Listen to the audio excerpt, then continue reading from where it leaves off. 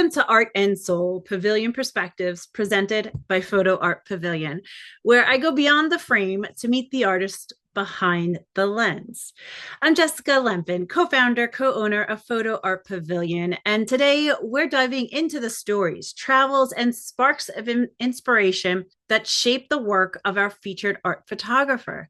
Joining me today is Kalib Bryan, who is a visual artist specializing in fine art photography and digital art. He creates striking dreamscapes that have been showcased in galleries, exhibitions, and virtual internship with the intern group. Welcome, Kalib. Good, thank you. How are you? Doing good, doing good. Happy to be here with you. Yeah, it feels very good to be here and just meeting new people. Excellent. All right. I have three of your images to share with everyone today. First up, we have the sound of water. Now, this is such a interesting collaboration of ideas and motion and textures. Can you share with us how this came about? One, how did you think of this and what inspired you to do it? I would say just I've always been inspired or intrigued by like the motion of water. This makes me think of how life moves on. Life is always moving and we're always moving, and really nature is always moving.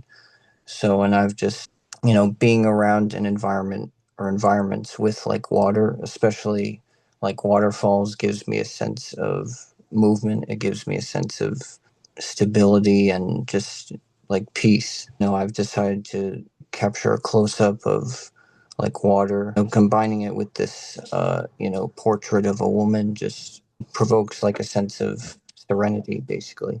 That's basically my inspiration for this piece. So.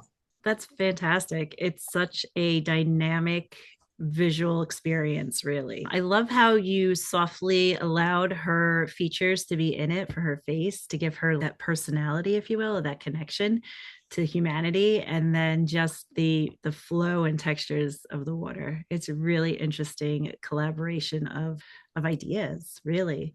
Yeah, Now, I wanted to make sure her face was like at least a little visible, so I had to play around with the exposure a little bit, but so that you could see like her emotion like within the water. But I thought it came out pretty well. that's pretty, yeah. It's one of my favorite pieces. So I can see why. So now my question to you, did you take these two photos separately and then have that vision, or did you have your vision first?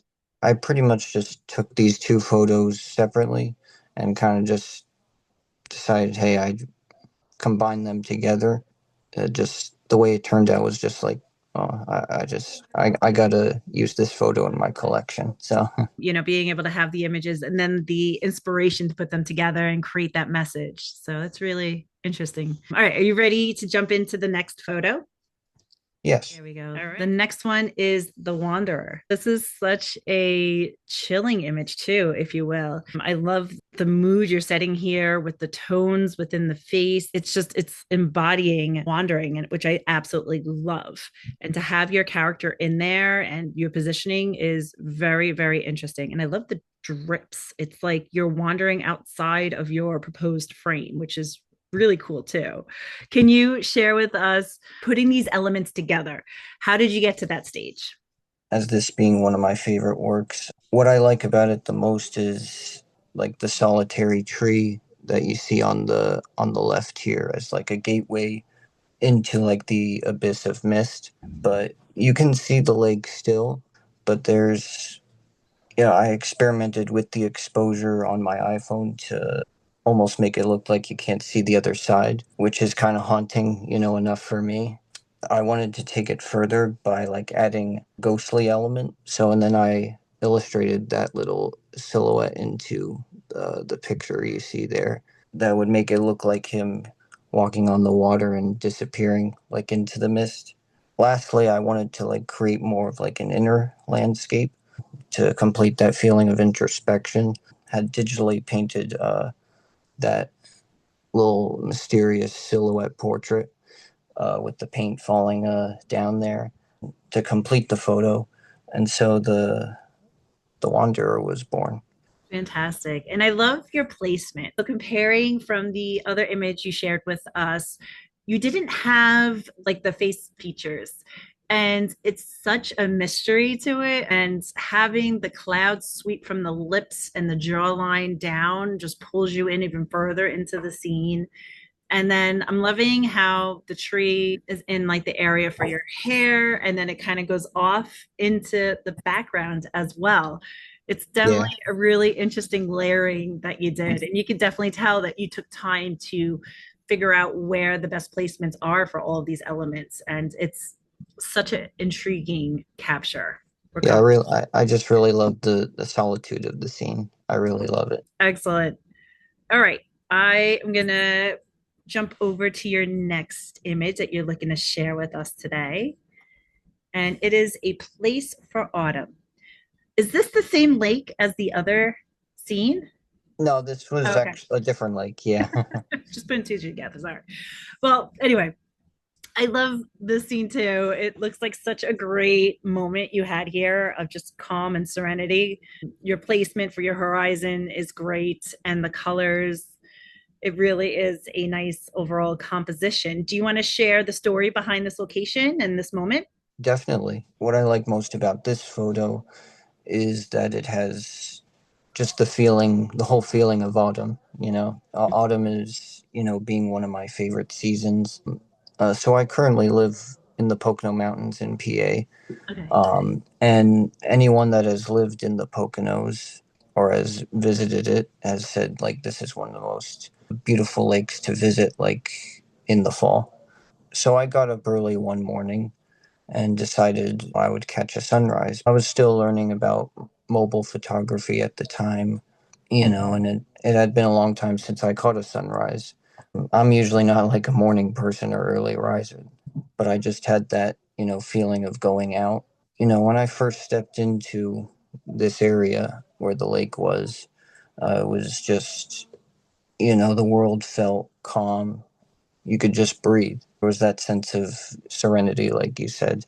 There was that feeling I had of just letting go of like the chaos of everyday life. I took in my surroundings and basically I found this scene right here. I captured it, and every time I look back at the photo now, it just, it reminds me of that stillness. And personally, as a photographer, I need to find that feeling, before I capture a moment or a photo. Yeah, I feel like as an art photographer, you definitely need to like step back and just appreciate the moment and then be able to take your shot to be able to share that scene with someone. And I really feel that connection with this and that calm. It's almost like you just want to take a breath and just chill for a moment. This is such a great capture. Thank you for sharing with us today. You're welcome. Yeah. Is there any one location that just truly inspires you, or you came back like a different person? Well, I would say the last photo there at a place for autumn, one of my favorite spots. So there's so much beauty in the world, and I think that's something that people need to go out and discover more. On a personal level, if you don't do that, you're not living life. As a photographer, you see more, right? You experience more through your journeys and your travels and so on, and just taking in every day, every location that you go to. So it's like we're helping others to be able to see the world the way we do, which is such a great gift. Question: do you remember the first time someone called you an artist? How did you feel about that? I'll say for the longest time I was a writer. Oh, So I wrote short stories, novels, submit my work to different magazines, publications, and I was rejected several times, dozens of times. But over time, I sort of like just lost dedication to it. So I started like going out more, spending time in nature. As I went outside more, and reflected more, I started noticing more unique things, beautiful things, in nature. And I started capturing photos with my iPhone. I began learning more about mobile photography, through iPhone photography school. yeah. And I learned like everything from like photographing cityscapes to landscapes and macro photography. As I learned more, I developed more of a rhythm. So I started looking for places where I can get my photography seen. One random place I had found then was the through the Visual Artists Association, Mhm. which is like a global arts organization in the UK. And one of the photos I had submitted was a place for autumn. After a couple days, I had received an email from one of the directors saying that they liked my work. And well, they said, "Dear artist, we really like your work," and they wanted to invite me to become a member with their organization. When they did that, it made me feel, I guess, like I was recognized as a creative for the first time, too. Especially since I had been practicing photography for only a few months at that point. Ever since I've joined, it's just opened me to a lot of other opportunities as a photographer. So, That's amazing. Congratulations. That's exciting. That really is exciting. With your writing backgrounds and now photography and being the digital artist that you are, have you ever thought about putting out your own book with this series? I've thought about it before. I mean, I'm still have that, I guess, fear of getting back into writing. I still keep telling myself like, hey, even if it's a little bit each day, just, do Yeah. some writing, look at your work, and just see if you can write a story behind it. Maybe one day I'll publish a book. I would love to see that collaboration, right? Your Yeah, work behind each one of those images that you've created as yeah, a series. I think that might be a really unique project to start and to see where it leads you. Not everything happens all at once, right? You have to have yeah, that journey of trial and error and learning and doing and expanding. So I would say start now writing out those stories to go with each scene and see where it takes you. It might be a really interesting collaboration on both ends. yeah, for sure. Do you ever experience creative blocks? And if so, how do you go around them or how do you re-inspire yourself? Even in photography, I've had days where I may go out and not find anything. All I've told myself is to just keep learning photography through iPhone photography school. Keep going out more, and you will find something amazing. I attended an artist residency one year, which I thought it would be cool because I had been longing to kind of capture some new photos, and it was my first time going to a new place alone by myself. So sometimes I would stay out even all day at certain places, just taking photos, exploring the area.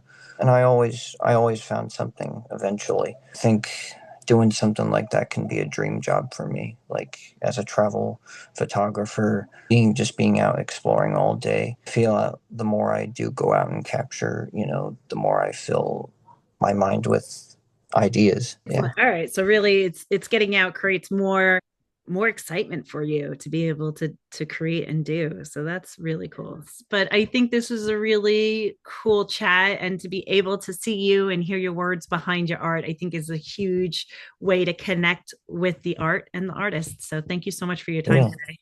Yeah, and it's great to meet you, Jessica, and I'm glad to share my work with you. So Thank you for joining us today on Art and Soul Pavilion Perspectives, where every artist has a story and every story brings their art to life. A huge thanks to Kalib Bryan for sharing his journey with us today. If you loved what you saw, like, subscribe, or leave a comment below. We would love to hear what was your favorite part of today's chat. To explore more of Kalib's work, or even to learn a little bit more about Photo Art Pavilion, you can check out the links below in our description. We'll see you next time with another artist, some more stories, and a little bit more soul behind the art. Thank you.